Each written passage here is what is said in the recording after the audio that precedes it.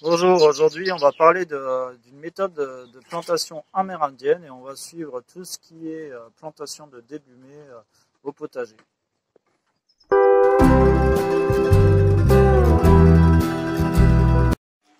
Donc on va essayer un nouveau joujou. C'est un semoir à graines pour manger des germes, ça a l'air sympa. Donc il faut 2 cuillères à café de graines.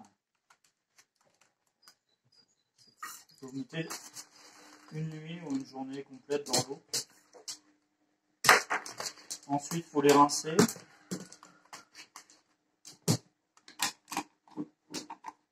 Et il faut juste mettre de côté le bocal et attendre que ça germe et le rincer 2 fois par jour. 2 fois par jour. Et au bout de 4 jours, vous récoltez les graines.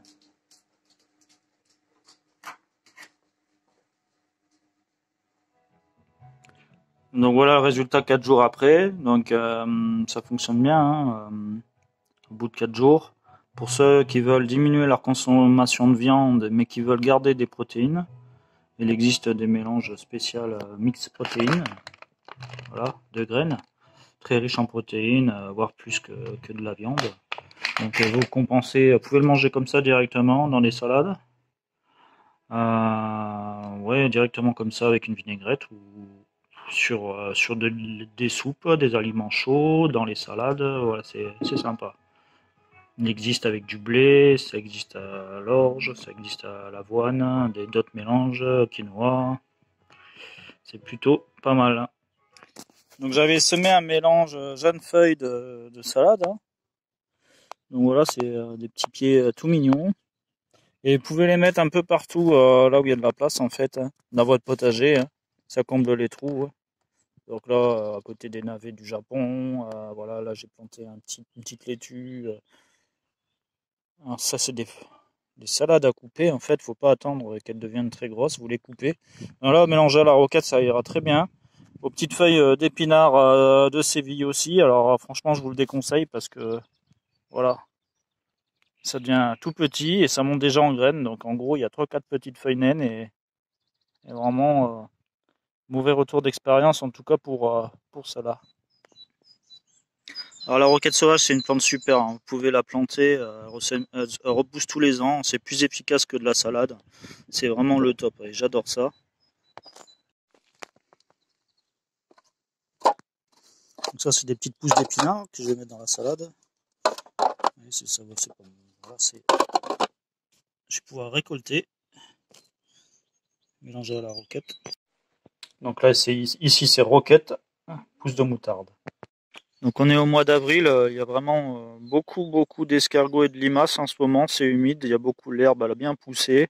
Alors il y a plusieurs solutions pour vous débarrasser des escargots et des limaces sans faire à molle. Enfin en tout cas pour limiter, vous pouvez mettre des bâches directement sur le sol et la nuit ils vont venir en dessous et vous avez juste à retourner la bâche et les écraser, enfin tuer les escargots. Et il y a aussi la petite solution des boîtes à œufs qui est assez sympa. Donc en fait, vous pouvez prendre des boîtes à œufs, en mettre des quantités importantes, des grandes de 24, là par exemple c'est une boîte de 12. Et en fait les escargots vont venir la nuit en dessous. Alors vous l'humidifiez un petit peu, comme ça. Et la nuit ils vont venir se réfugier dessous, ça fonctionne vraiment bien. En plus ils sont attirés par le papier, les escargots de manière générale, et les limaces. Donc vous faites ça, et vous les récupérez, et vous tuez, les tuez quoi. Ça fonctionne vraiment bien.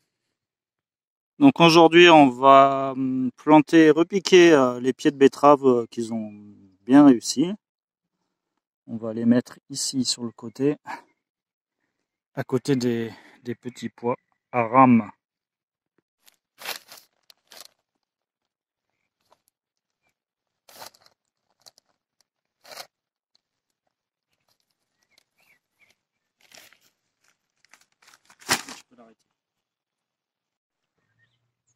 Donc voici les pieds de betterave une fois mis en terre.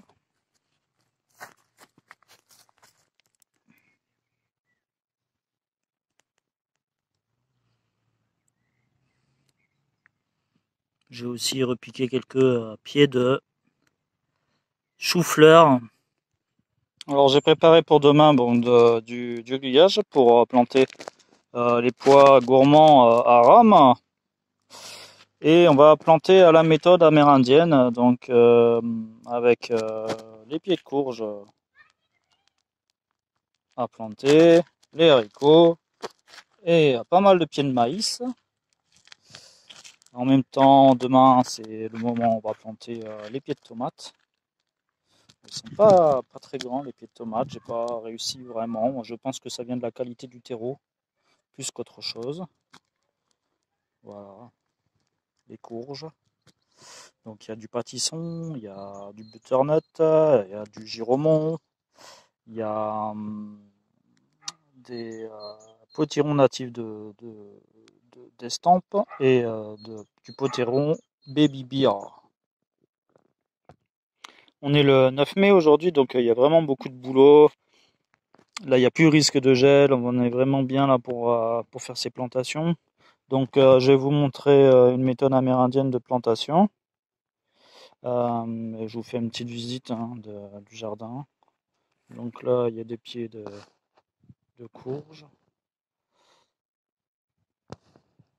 des artichauts, les pieds de pois qui sont en train de lever.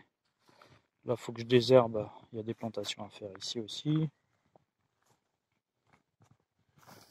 Là, il y a tous les pois.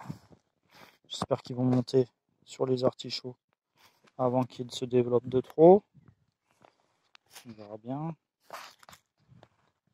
Des épinards à récolter avant qu'ils montent en graines. Encore des pois. Tout ça, ça va être planté pour des tomates. Là, pour des tomates.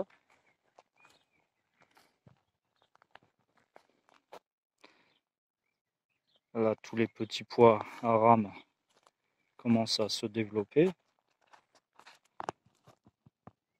Voilà, c'est joli. Les pieds de betterave. C'est bien parti. Les échalotes.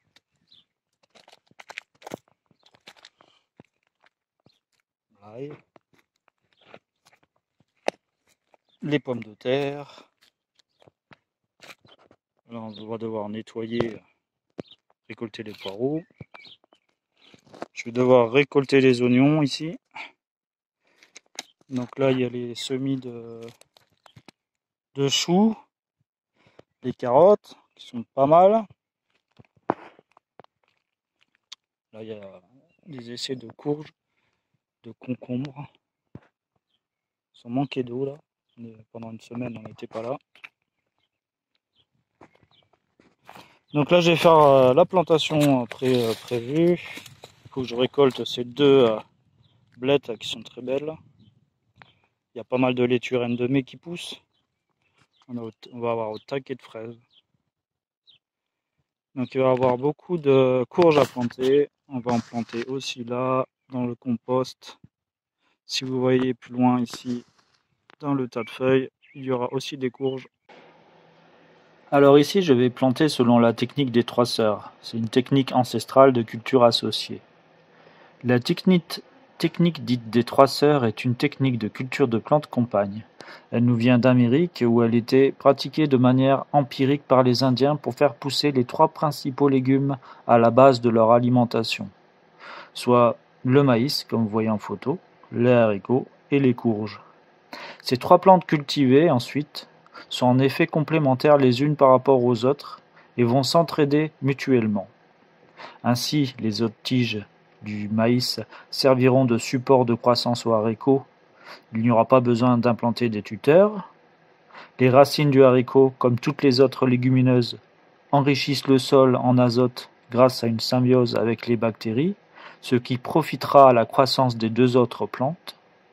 Enfin, les courges vont étaler leur feuillage au sol, ce qui aura pour effet d'une part d'empêcher le développement des mauvaises herbes et d'autre part de former une sorte de paillage végétal naturel qui va retenir l'eau et maintenir l'humidité au sol, en les protégeant du rayon du soleil.